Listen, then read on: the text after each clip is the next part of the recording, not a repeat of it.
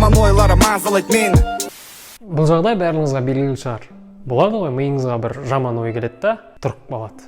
Ол туралы ойлағыңыз келмейді, бірақ қайта еске түсе береді.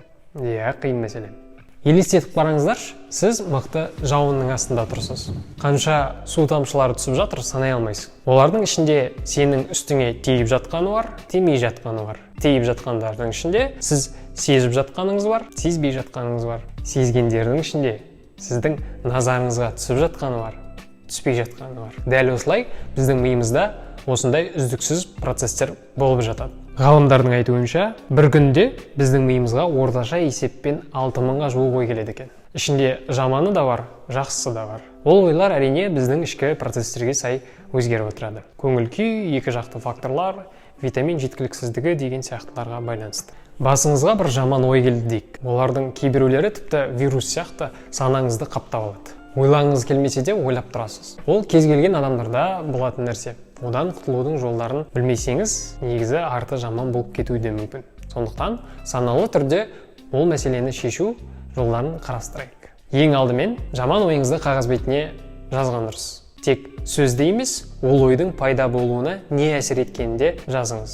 Бұл әдіс ішкі жағдайларыңызды жақсы түсінуге көмектеседі.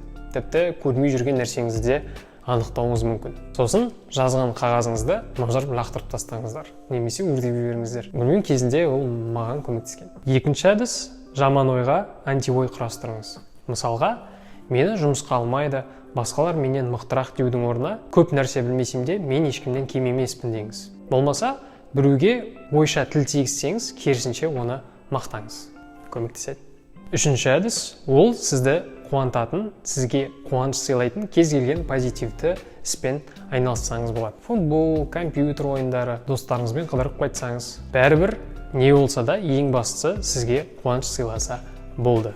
Ал жалпы жаман ойларды басыңызда мүлдем тудырғыңыз келмесе, әрине бұл толықтай мүмкін емес. Бірақ пайда болу жиілігін азайтуға болады. Ол үшін айналаңызды позитивті адамдармен қоршаңыз. Қоршаған ортаға, барыңызға риза болыңыз.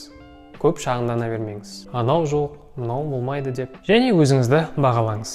Сол кезде сізге зиян келтіретін ойлар көлемі төмендейді. Ақпарат пайдалы болды деп ойлаймын. Сіздермен бірге болған Мырзабек Нұрсұлтан. Көріскенше.